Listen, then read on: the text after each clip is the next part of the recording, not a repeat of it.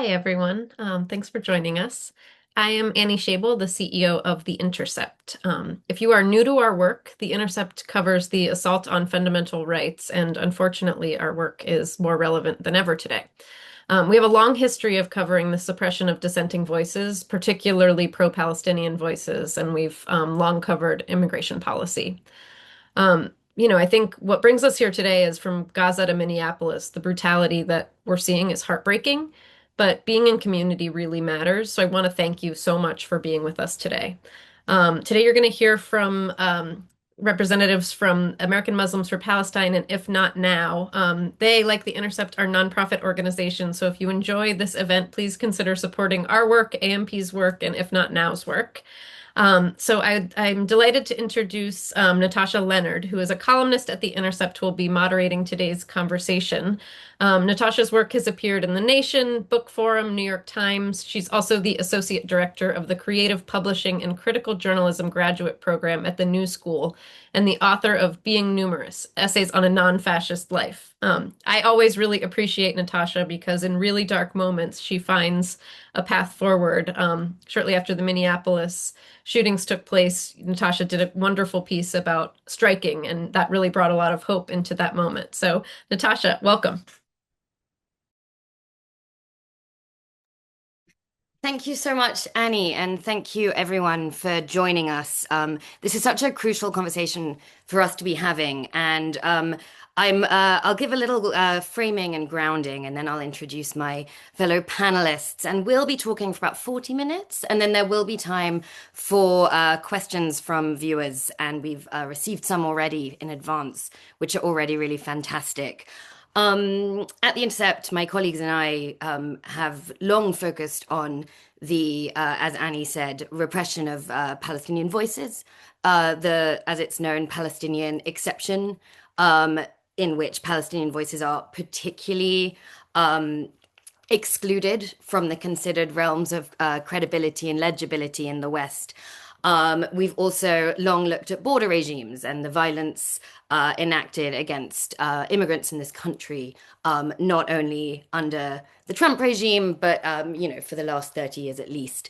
But it is so crucial to see these not only as connected sites of repression and thus sites of resistance, but continuous ones, ones that face the very same technologies of surveillance and violence and imperial power, ones that face police forces that have indeed trained together and organize are funded by the very same governments and indeed US taxpayer money. And these are resistance movements that have long been in conversation. And so I think thinking collectively how we can seriously not just talk of these as related struggles, but connected struggles that must be fought and won in solidarity and with collective intelligence, innovation, and thinking is really important. And so I'm delighted to have the panelists we have today who are real experts in thinking these things through, and particularly our guests from IfNotNow and American Muslims for Palestine have been on the front line of this organizing and indeed have faced repression and targeting accordingly.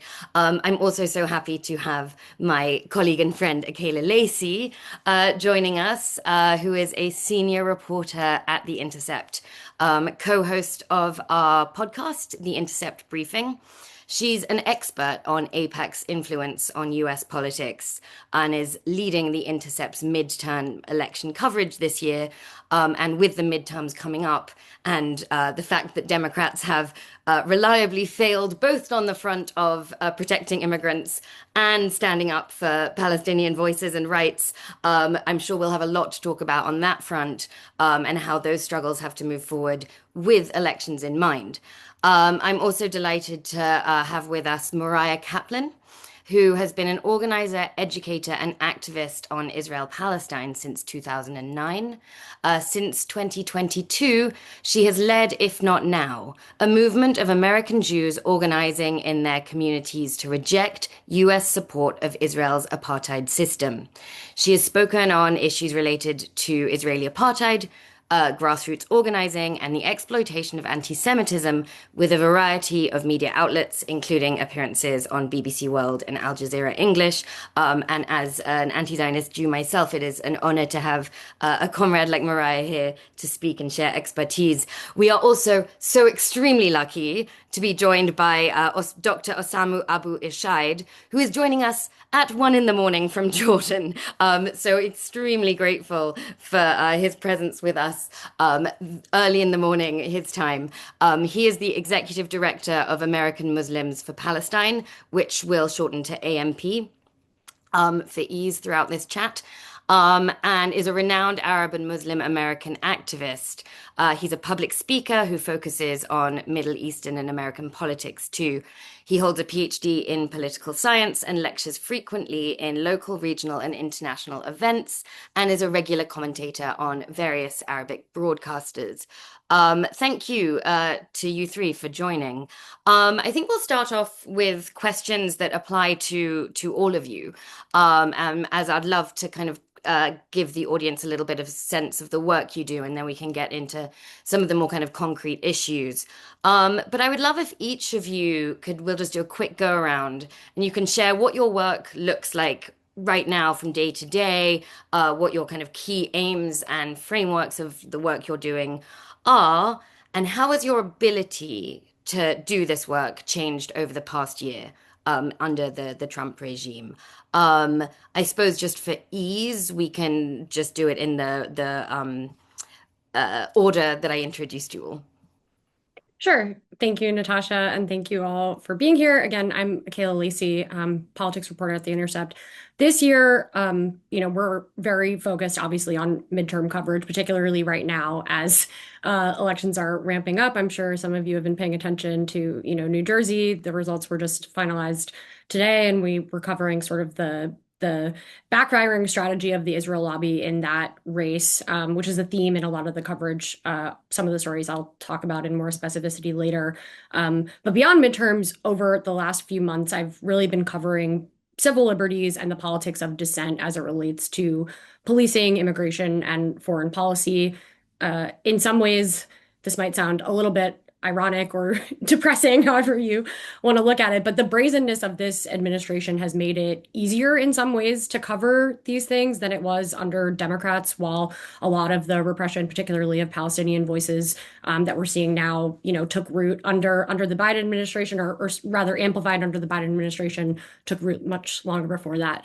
But the flip side is that, we're also drinking from a fire hose. And as a result, much of what is happening is going underreported or sort of not being as fully explicated as we might want to see it. And that is in many ways, by design, sort of what this administration wants, for you not to be able to catch everything. I will say, amid the most recent layoffs at the Washington Post and at other outlets, we're very fortunate to still be able to do our jobs independently under this regime. And I think it's a real concern for a lot of my colleagues in the industry who might not be able to come out and say the thing as we discuss it so often. But largely, I think the changes are everything is much more urgent because the material consequences are much more dangerous and drastic. And so we've been talking a lot as a newsroom about how we best try to keep meeting this moment. Thank you. Yeah, and Morriah, same question to you. Just give us a kind of sense of your work and how it's changed in the last months. For sure. Thank you so much for having me, first of all.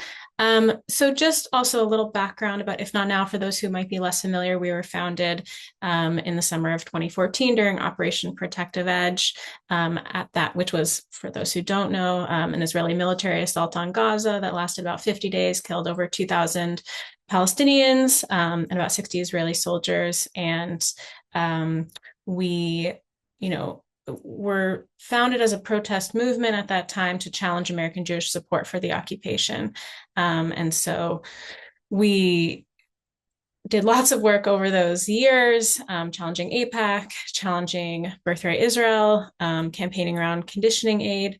And after October 7th, 2023, we really moved into a big sort of mobilization shape, trying to, just be in the streets as loud as we can, saying, calling for an end to the genocide and a ceasefire. And at this point, after Trump's election, we have moved really more towards knowing that our camp was not big enough, basically, to win at that time. And the genocide. And so we're really focused on organizing in the American Jewish community, American Jewish institutions, synagogues, congregations. And that is kind of the day-to-day aims of our work, while still doing, national campaigning and some political work as well.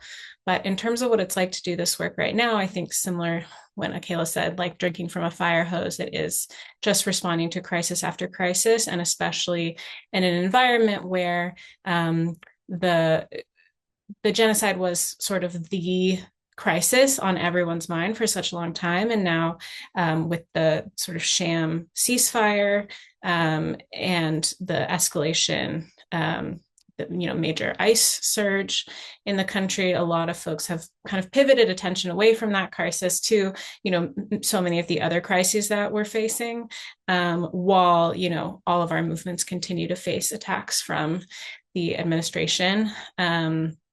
Which, just to be clear, this administration is not the first, and I think you said this in your intro, Natasha, but, they didn't begin with this administration. We, along with AMP, were named in House letters during the last Congress, and, a lot of the tools that the government is using at this time have been honed over decades against, movements for justice, the types of surveillance and infiltration. So, in some ways we had a little bit more preparation because we began seeing the types of attacks and infiltration before Trump was elected. And so we were able to do a lot to prepare before the election, before Trump took office, because we've been dealing with this for slightly longer than some other groups, and at the same time have been able to learn a lot from other partners in the movement who have a lot longer experience with the types of government surveillance and repression, including folks like AMP, especially our Arab and Muslim partners. So that's a little bit of what things are like at the moment. Thank you. Yes. Yes, very much grateful for your work long before this particular horrific regime, and same to AMP as well. So I'd love to hear your kind of background and current focus and challenges, Osama. Well, thank you, Natasha, and thank you for the Intercept for addressing such an important issue for all of us. AMP was founded in 2006 in the aftermath of 9/11. Our community, the Muslim, Arab, and the Palestinian community, became the main subject of the wrath and repression of our own government. And the Palestinians were the center focus of that campaign against activism and against our community.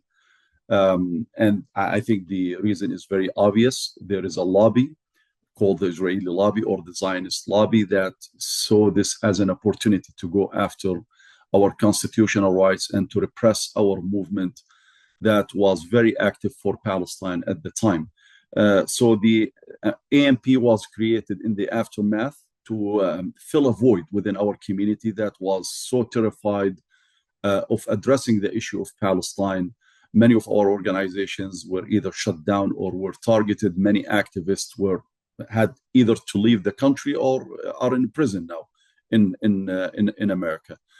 So AMP came to fill that void, and starting 2014, we saw that there is a larger trajectory and a larger spectrum for Palestine in the United States. There is an intersectional movement that is working for Palestine in America. So we try to introduce the Muslim community, and when we talk about the Muslim American community, we're talking about American citizens here. to become part of this movement, to give to enhance this movement and to give rise to the Palestine cause in America. Now, what we're focusing on is we have so many issues that we're focusing on. The main issue that we're addressing now is the targeting of activists for Palestine in America. As Morriah just explained, this didn't start under the Trump administration. It started with the Biden administration. And for us, I would say it started with the Bush administration in 2001. So it's not like something that is new to us. We've been the target of the same system of repression, whether going after Muslims who are applying for citizenship or residency in the United States.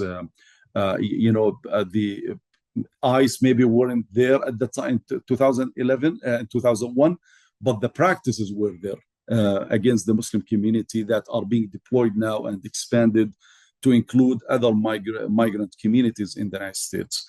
One last thing now we're also addressing is firing a barrage of malicious, frivolous lawsuits against our organization and other organizations like IfNotNow, as Morriah just explained.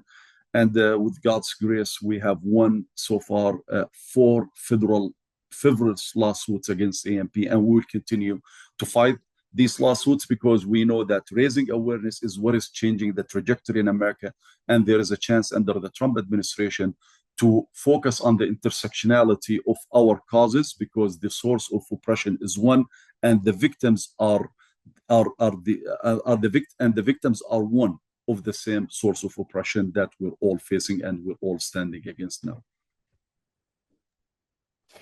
Yes, absolutely. And yes, so to very specifically continue along that line of thought, which is really what we're here to discuss, I'd love to hear from each of you how you particularly like to frame what is interconnected, what is intersectional about these struggles, and indeed what is one in the same. And that can be in terms of the actual makeup of resistance and tactics and strategies of resistance and understanding.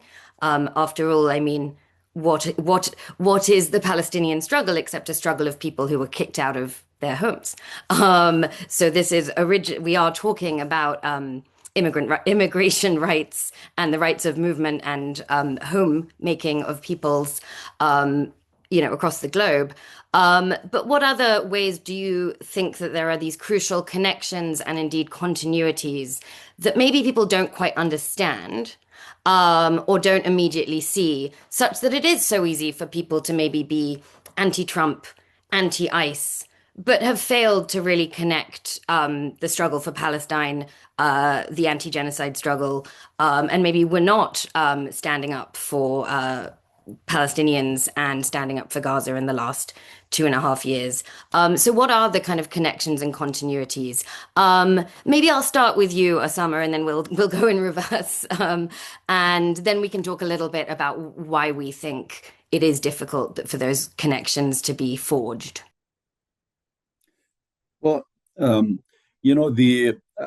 think there's an argument out there that what we see now in the United States in terms of the repression of ICE is that it's an extension or represents the American imperial arm or its domestic recoil within the United States. But in truth, ICE and its brutal practices are an expression of Americans' own internal history of state violence, a history that later extended outward beyond its borders. So some might start by saying that, Israel is training our security apparatuses in America, but I would say no, that's how we started. And it's unfortunate fact. It was the indigenous, it was the slavery in America, it was the Chinese Americans, it was the Japanese Americans, it was under the McCarthyism era, the civil rights era, the Jim Crow era, and we have exported this overseas. And the Zionist project is an exportation of the Western imperialism. We sent it overseas. The Palestinians became the victim of it. And now this is like a battery that is charging itself. They're coming back. They're training our security paradises in America. They're using the same AI platforms like Palantir, Albit, or Paragon. They're using the same, to target migrants in America. They're using the same terminology, the same justifications when they kill, Renee Good or Alex Brady. They're both domestic terrorists, and they're all responsible for their own death. That's exactly what Israel is doing to the Palestinians. That's exactly what we were doing centuries ago, accusing the victims of perpetuating their own victimhood. Now, I think where we failed is that to establish that link, although there were efforts in this direction. We know that in 2018, Jewish Voices for Peace spoke about the deadly exchange, about how the Israelis are training our security forces in America, how our security forces is being militarized in America. We know that organizations like ADL, Anti-Defamation League, that it claims to be a civil rights organization, is managing, is establishing these connections between the Israeli occupation forces and our security forces in America. Training them, quote unquote, about checkpoints, about how to repress crowds, how to control crowds, and how to kill actually citizens of your own country. It's the unfortunate fact that we're living now, and I think it is very important for all of us to understand that what we do overseas, or the repressive regimes that we support overseas, is something that we are importing back now. What we have done in Iraq is being done in America now. What happened in Abu Ghraib is happening in our detention centers now. What the surveillance or the governments that are using mass surveillance against their own populations that we call dictatorships, now is becoming a fact in America. I'm going to talk from personal experience. I'm going to be deposed today by my own government, because every time I travel overseas, they confiscate my electronic devices, because I work and I'm the executive, and that's the only reason that they give. I'm the executive director of American Muslims for Palestine, an organization that functions, that exists legally in America, that respects American laws, while my own government doesn't respect our constitution and doesn't respect our own laws. But why are we being targeted? Because others are saying that AMP and other organizations are doing something bad.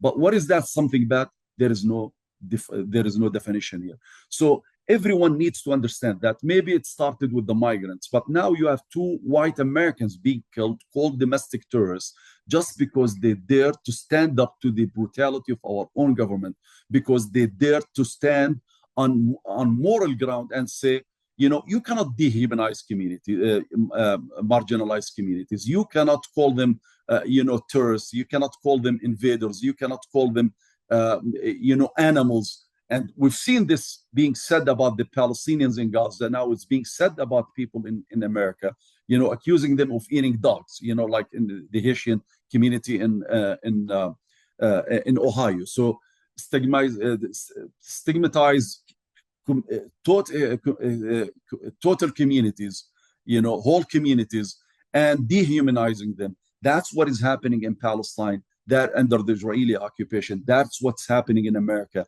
with the help and support of organizations like ADL and the Jewish Institute for National Security in America. This is what these organizations are doing to undermine our democracy, to dismantle, in fact, our democracy and our humanity in America. Thank you. Yes, and thank you for kind of making that point about, because it is talked about a lot, the so-called imperial boomerang, the imperial violence coming home that does risk forgetting the kind of foundational violence of this country and any settler colonial state. So I think that's very worthwhile to clarify.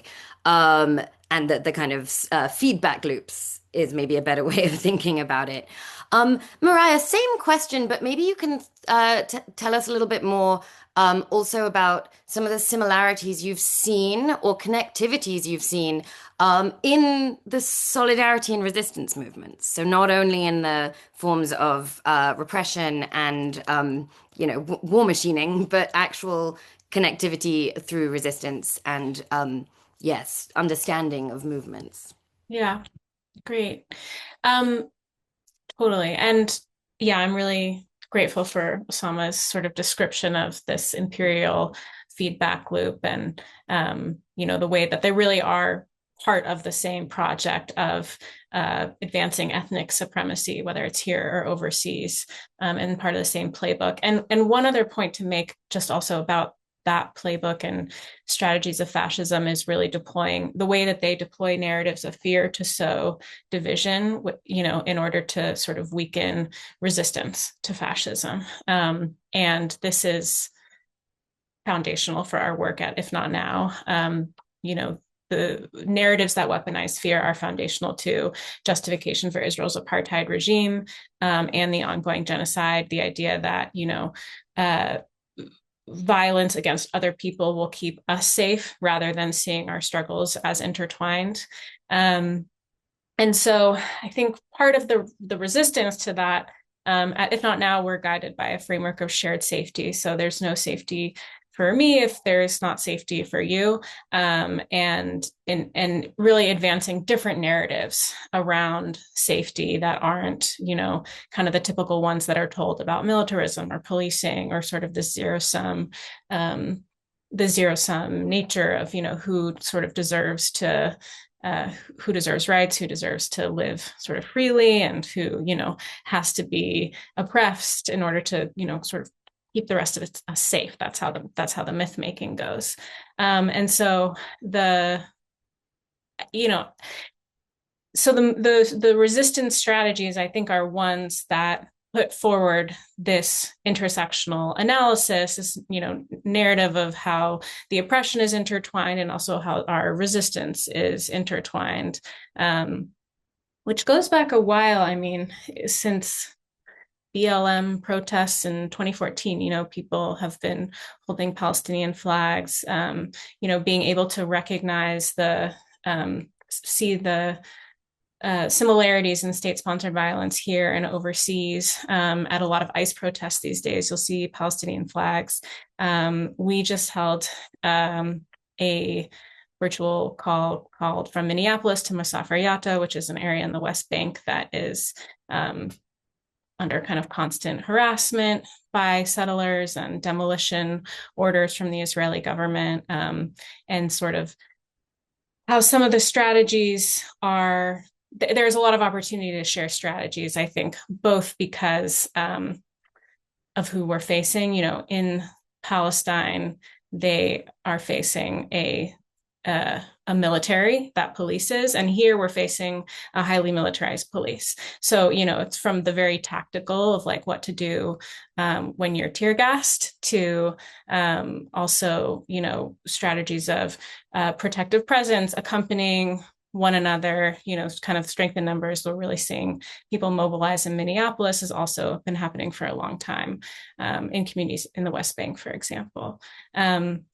So I think, yeah, I mean, I'm really glad that these connections are being made here, because I think there's been a lot of resistance to making these connections, which we can get into, some of the barriers for connecting these struggles. But I think that connection is the antidote to fascism, because fascism is focused and relies on seeing these issues as disconnected and seeing our struggles as disconnected. And so I think any resistance to fascism, it has to do with staying connected in solidarity and understanding how this is all part of a broader fight. Yeah, and I mean, I couldn't help but be so struck when Mahmoud Khalil, who was one of the Palestinian Columbia graduates who was so brutally abducted, is luckily now not not in ICE custody, but when he was, he made a point when he spoke publicly of speaking about the other detainees in the Louisiana detention center he was being held in, and how he really wanted their suffering and, unconstitutional detention to be highlighted, not just his own. And I think following the lead of those kind of voices and movement leaders has been just extraordinary. Akela, sorry. You've been covering the border regime. You've also covered AIPAC's influence on government, and you covered, a lot of the repression at university campuses. We did a lot of that work collectively and together. How do you see the kind of ways these things have been covered differently? Maybe not by us, but in the kind of broader narratives that have been formed, and the response to the kind of stories when you've been covering these stories. Do you see people understanding the connections here, or do you see a kind of failure of connection? How are you, as a kind of involved reporter, seeing this? Yeah, I mean, I think there's been a concerted effort on the part of both Republicans and Democrats to isolate the issue of criticism of Israel or Palestine and make it toxic. We've seen this presented as anti-Semitism. We've seen it presented as terrorism.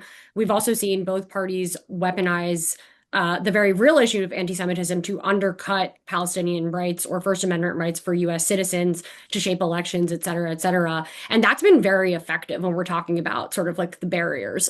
This is what we saw with the rise of groups like Democratic Majority for Israel or others who have tried to operate as a backstop to the shifting consensus on this issue among Democrats that's been slowly but definitively growing the number of members of Congress or candidates who are moving away from unconditional support of Israel and also making these connections. But the result of, that successful strategy is that when we do see these systems working as they're supposed to, not only to chill dissent and retaliate against people who are using their First Amendment rights or protesting Israel or protesting ICE, but also to kill or maim people. It's not always easy for the average person to make that connection or, as Morriah and Osama have both said, or understand how this is all part of one big, ugly, authoritarian project. But I think we really saw this under Trump 1.0, where everyone was caught pretty flat-footed. But I think now, broadly, many more people, including average people, understand how these things are related. And you're seeing many people not, outside of the worlds of politics or journalism, organized to capitalize on that realization and to change who's in office rather than continuing to beat their heads against the wall to get conservative Democrats to listen to them. People said for a very long time that this dam would sort of never break in Congress, and it has. It simply has, and I think we're seeing sort of the Israel lobby do everything in its power to stop that from happening. But there are just there's more people who disagree with them who are sort of taking matters into their own hands, and I think that's what's really different about this midterm cycle in particular, but also this administration versus Trump's first administration, where everyone was sort of a lot of these issues were sort of killed in the weeds as policy debates internally in the party, and a lot of that has been externalized, which I think is really notable. Yeah, I'm curious. So, in terms of other barriers to making these kind of intersectional connections, aside from the fact that, a story is only so long, so journalistically it can be difficult.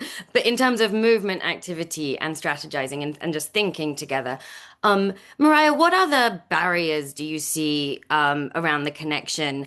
And I wonder, in your work, what kind of barriers you've come up against, and if you are sort of seeing some of those open up a little bit, maybe even with the success of Zoran's campaign, even though people tried to weaponize false claims of anti-Semitism against him. What other barriers are you guys navigating? And maybe some strategies of pulling them down. Yeah, I mean, the exploitation of anti-Semitism is a huge one. The way that anti-Semitism as a system of oppression is so exceptionalized, rather than understanding the ways that anti-Semitism helps prop up racial capitalism and all the other, system. It is connected also to the other systems of oppression that we're a part of. but rather seeing it, or there are many people who would like us to see it as separate and therefore not make those connections and not understand that, in order to fight anti-Semitism, we also need to fight economic inequality, and we need it's connected to all our other movements for justice. And so that, though that exploitation of anti-Semitism, I think, is a huge way that this debate is framed, because it means that it's very difficult to make comparisons, to draw connections between, different types of state violence, for example, without being charged with the claim of anti-Semitism, or saying, you're cheapening the trauma that Jews have experienced in their past in order to do so. And a really good example of this was Project Esther, which was a plan that was published by the Heritage Foundation in late 2024. And it basically outlined how the right was going to use the fight against anti-Semitism in order to erode all of our other, our constitutional democracy and civil freedoms. And basically, it was a plan to dismantle any domestic group that supported Palestinian rights, members of what they called the Global Hamas Support Network, using all of the tools we know about anti-terrorism, prosecution, deportations, public firings, removal of tax-exempt status, all of that, and to basically enlist American Jews in this strategy, saying that the erosion of our democracy is actually good for Jews, because of this supposed Hamas support network. Luckily, I think we saw a lot of ways in which this was rejected by most corners of the progressive movement, the American Jewish community, not including some folks like the ADL, but a lot of other people we saw saying, we're not going to cut off our nose to spite our face. Like, multiracial democracy and constitutional protections are in fact good, not only good for Jews in America, they're also, important for everyone else. And we're not willing to sort of throw that out because you say that it's, important for Jewish safety, which I think helped make it more clear about those connections between these different fights, and seeing how understanding that the things that are good for some of us are good for all of us, which, you mentioned Zoran was kind of a cornerstone of that campaign, saying we all deserve nice things. We all, we all deserve a more affordable city. We all deserve to live with respect. We all deserve to be represented by, the government that we elect. And I think was proof of concept for that in some ways, that people actually want a government that's going to represent them and fight for them, and not just lecture them on political pragmatism. And so I think for a lot of folks, not only the way that the administration was able to navigate these false claims of anti-Semitism, but while also putting forward a really proactive plan to combat anti-Semitism in the city, and saying, I'm not falling for having to say like that his first visit as mayor was going to go to Israel. Zoran said, no, I'm going to stay in New York and I'm going to govern in New York. And I think just really like calling it for what it is, and also putting forward an agenda that would benefit all New Yorkers, free childcare, fast and free buses, affordable rent, et cetera. And so, yeah, I think I'm hopeful that there's sort of a new political consensus that is being forged. And I think the exploitation of anti-Semitism is starting, that has been such a successful tool of our opponents, is less effective than it used to be. And I think now they're just saying like it's un-American or it's anti-Christian, they're sort of like skipping the middle part where they call it anti-Semitic. And I think the more that we can just be really clear and reject that, and keep our eyes on the prize, the more equipped we will be to counter that type of those efforts to divide us. Yes, absolutely. And I should also mention the question about the barriers that are keeping these movements all too separated, even though there are connections, was a question from a viewer, a reader. So thank you, viewer, reader. I'm curious, you mentioned earlier, Osama, like, both, since 2001 onwards, the framing and the, deployment of both the use of the term terrorist, the framework of criminalization, the way these things are used, and indeed lawsuits like the ones AMP has had to navigate. How do you see these working to break movements apart from each other, partly to do with creating fear of association, trying to kind of isolate movements? How have you seen that targeting play out? Specifically, I mean, firsthand, you've had to deal with it. You are having to deal with it. And how do you approach that? How do you try and push that away? It is a real problem, and from our own experience, we've seen, you know, um, we've experienced how some organizations, some individuals try to deassociate with AMP or activists who are being targeted by the government, or targeted by frivolous lawsuits. Sometimes you feel like you have to defend yourself. You have to deal with these accusations as if they are facts, and or the burden of proof is on you as opposed to be on the accusers. So it is causing some issues within our movement, and I think we have to go beyond this, because if we learned anything, and I think either Akela or Morriah mentioned the issue of the Astro project. Now we know that the target is the whole movement. If you're Jewish, you're a self-hating Jew, or you could be also accused of being part of the Hamas network and in America, and that's something that we're living. It's not something that we're imagining or we're thinking that it might happen. No, it is taking place already.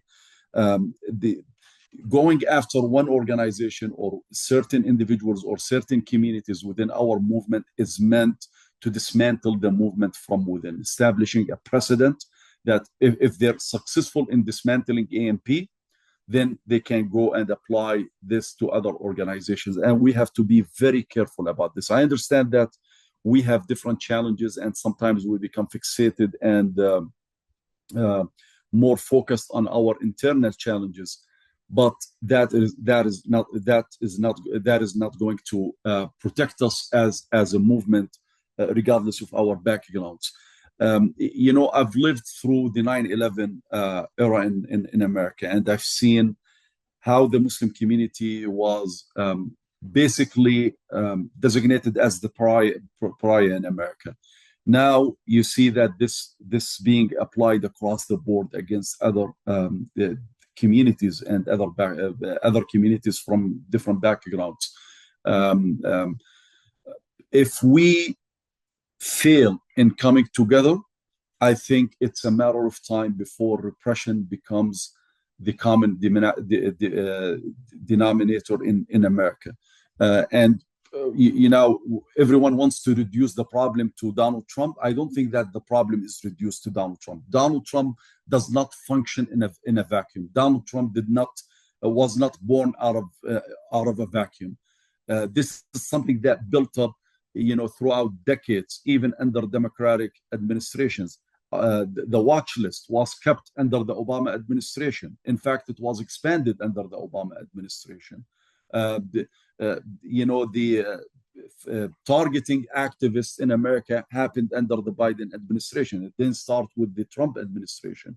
And now when Donald Trump talks about a possible third term, talks about, abolishing some of the amendments in our Constitution, like the birth, citizenship by birth, or giving himself the king's authority in America.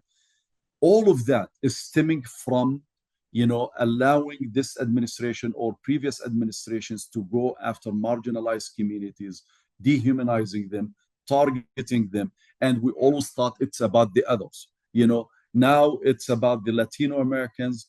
Tomorrow it's about no one knows. Trump made it very clear that he might go after institutions because they're quote unquote liberal.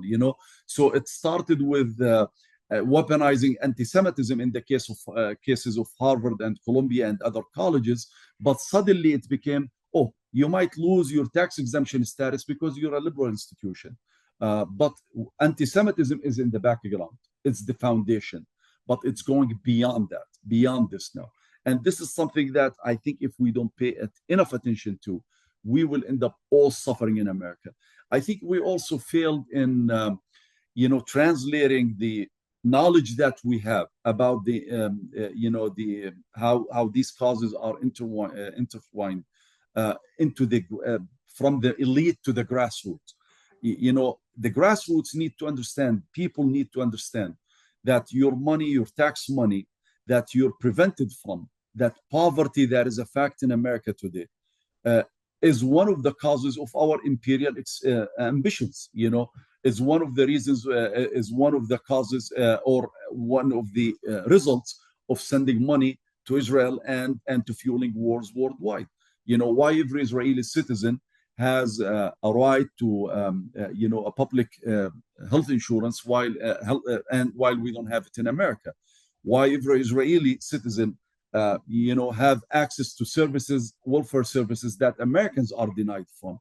Why our infrastructure is crumbling. Travel overseas and compare international airports to our own airports.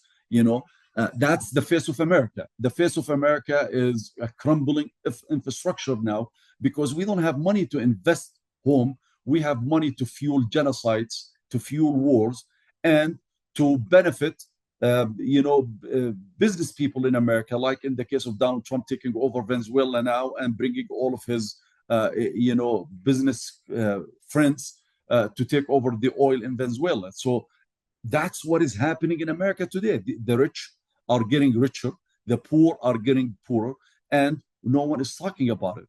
So it's going back again to the same source of repression, the same source of injustice.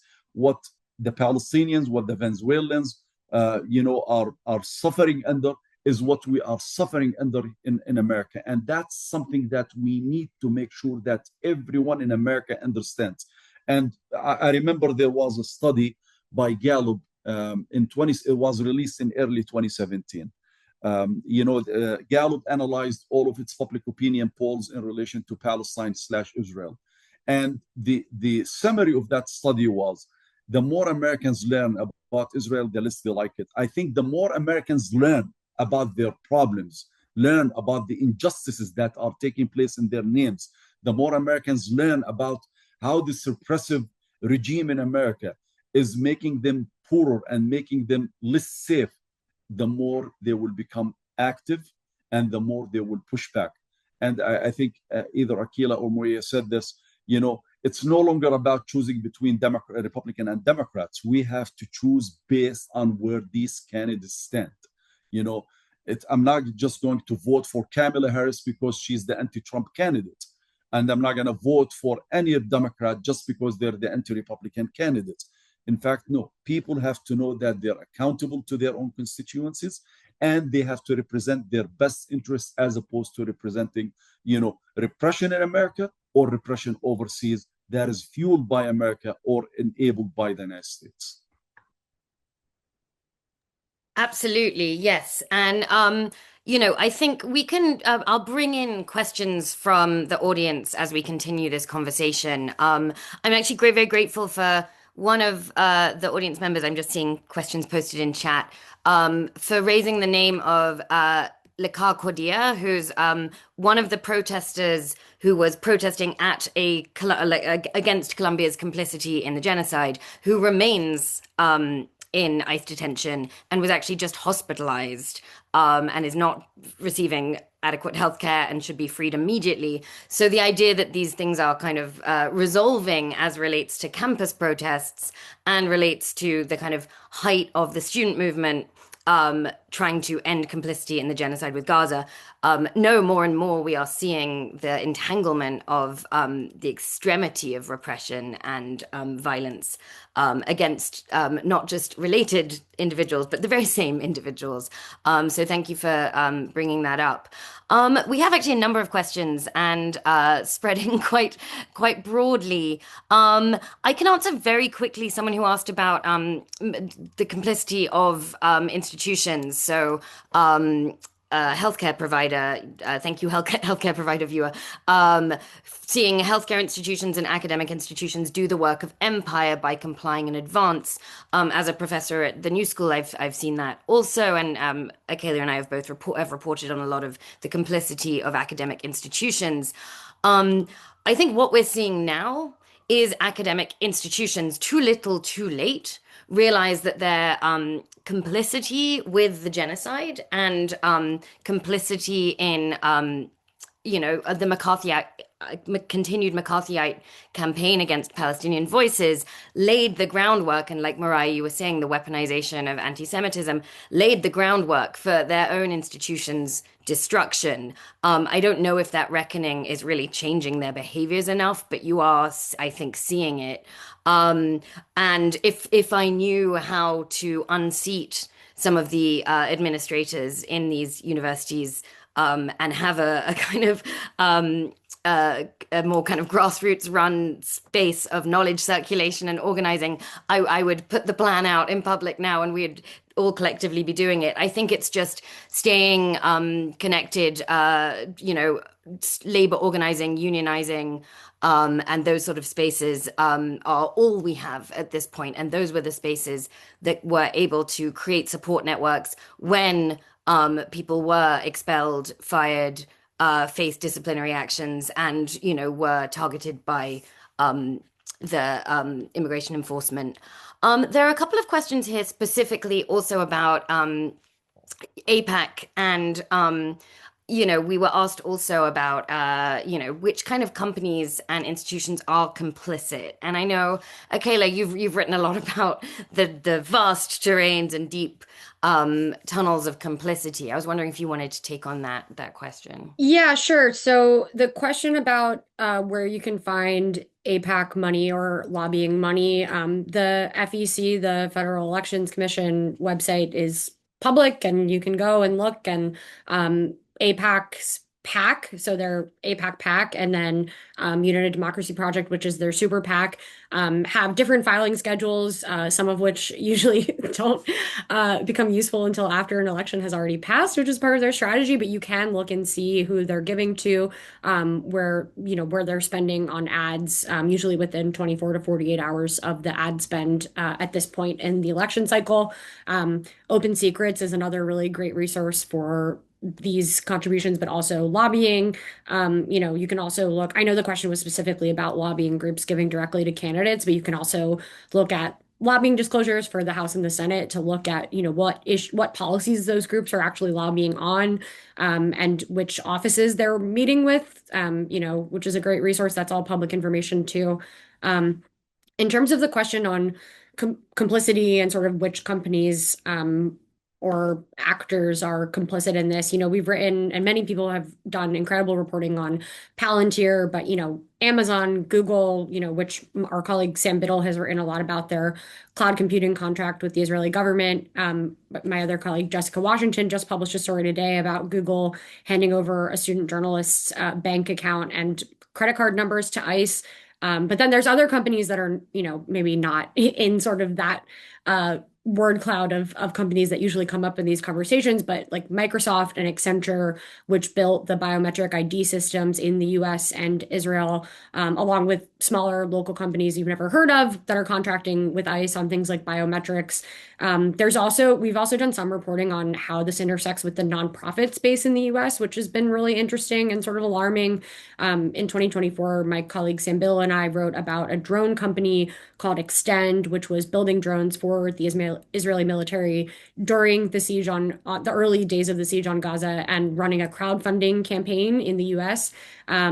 And then there's also been some more reporting on U.S. charities and nonprofits sending money or gear to IDF soldiers, or in some cases, sending weapons directly to settlers in the West Bank.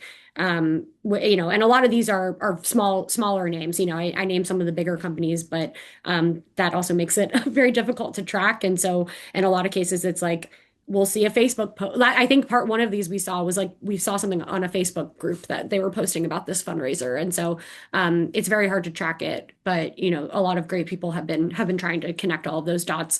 Mi Gente has a good report on this. There's some other organizations that have been sort of trying to connect those bigger dots for people as well. Absolutely, thank you, and yeah, thank you so much for doing that work. And yeah, trying to track down these vast networks of complicity. One question that was asked, which obviously we can't handle, that we've got very little time, the vast scope of what this question is, but I think it's worth addressing briefly. Maybe Osama and Morriah can touch upon. Morriah said you might be able to touch upon this. We've now seen kind of put into statute. The full annexation of the West Bank. So the question was, what's the future? Is there such a thing as a two-state solution anymore? And maybe this can be a last question, but so if you're answering it, maybe also talk about, ways if the answer is no, what are ways we can think about sites of futural solidarity and pressure, especially heading into the midterm with these abject Democrats that we're dealing with? Sorry, sort of two questions in one, but because we're running out of time. So whoever wants to take this. Okay, I can start.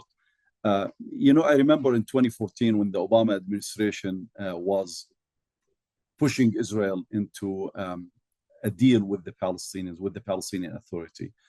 John Kerry made a statement that Israel has to choose. Either you become an apartheid state, although it is an apartheid state, it was an apartheid state at the time, or you accept a two-state solution. We know that the two-state solution now is unrealistic, and it wasn't realistic even in 1991 and in 1993 when the Oslo Accords were signed.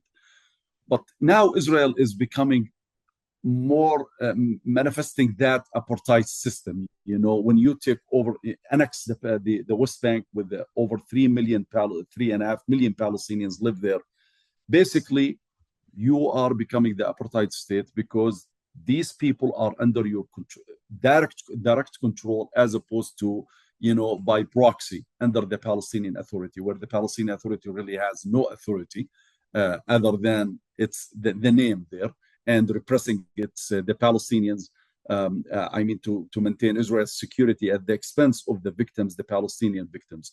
So Israel now is fulfilling that prophecy, where that Kerry spoke about, Obama spoke about at the time, that you are becoming that apartheid state, and you have to deal with the consequences.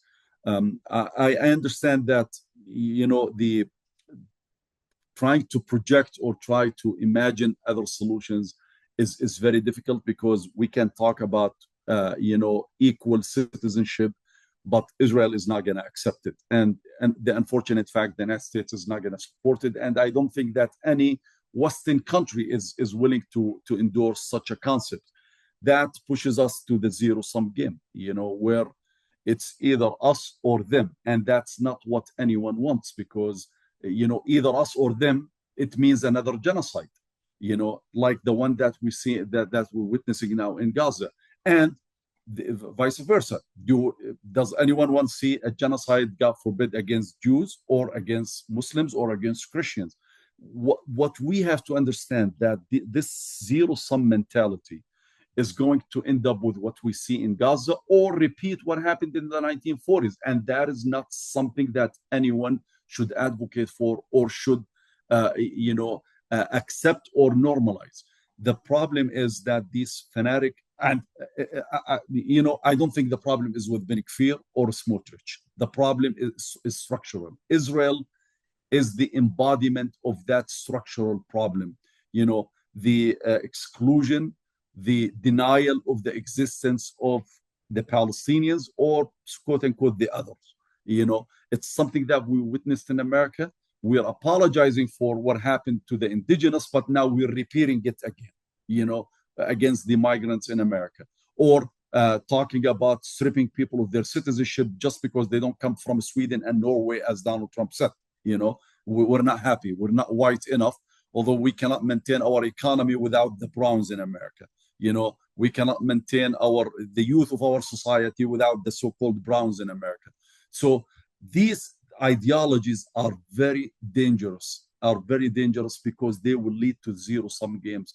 And we have to maybe, I'm not sure if we're at that point where we can push for equal citizenship in Palestine, or at least acknowledging the humanity of all people that is being denied to the Palestinians. In terms of what we can do, at the minimum, the United States has to to act as the sponsor of Israel, not the other way around. Israel does not control America, or should not be in a position to control in America. If Israel cannot survive without America, without our support, without our without arming them, without sending them the financial support that they need, Israel shouldn't have a say in America about how we support them. That's the problem where this imbalance is taking place. The vassal state becomes the main state that is now running our own internal affairs in America, that controls our own Congress. You have Obama or Biden or Trump speaking before Congress. They get more boos than stand ovations, while when Netanyahu comes, he gets like 72 stand ovations. I mean, there is a problem, a structural problem in America, not only in Israel. And that's something that needs to be addressed. And every politician now, I hate this America first. And America first, you have to disengage from the world where the world does not benefit from you. But if you're occupying, if you're destroying, if you're plundering their national resources, like what we happened in Venezuela, America first means you have to benefit the Venezuelans as well. Means that you have to benefit the Palestinians as well. But if we talk about America first, I mean, if I go with this logic, let us see America first means that no foreign interference in our country, in our democracy, and no repression of people because they believe in the First Amendment and because they fight, for the First Amendment, and they fight against American oppression and repression worldwide as they fight against American oppression and repression domestically. So that's what it means, where Israel does not have the right to come and harass our own citizens and spying on us while we do nothing about it. That's what it means to be an American firster. Although, again, for me, it means that anyone who's the subject or touched by our own repression because of our foreign policy, they deserve to enjoy the benefits of what it means to be an American firster. Absolutely. And, I think the lesson, as you pointed out, Morriah, to stand against all ethno-nationalist supremacies, because that is the kind of through line. Did you want to make a last point, Morriah, and then I'll just wrap us up, because I know it's a little bit after 6. Sure. I mean, just on the two-state solution question, IfNotNow doesn't take a sort of policy position. And I do think that the policy questions are irrelevant as long as there lacks political will. And there is a manifest lack of political will in Israel and the United States, and which is why I think international pressure is so critical. And that we should, in our solidarity, in our activism, we should push for nothing less than a solution that guarantees equality, justice, freedom for all people everywhere, but especially, living on the land between the river and the sea, and that accounts for past harms and past injustices, full stop. Yes, and all these reckonings have to happen wherever the violences of border regimes occur, and certainly speaking from the heart of empire in New York City, working from where we're living is so crucial. And, hopefully there was some openings for a better way forward, made potentially evident cracks in the veneer of fascism through the Zoran regime and through the mass organizing and beauty against the odds in Minneapolis and the long lessons of resistance and power that we have gained from Black liberation movements and first and foremost, as relates to this panel, Palestinian struggle, for which we continue to learn every day. Thank you so much for joining us, everybody, and for your wisdom and your work, and your solidarity.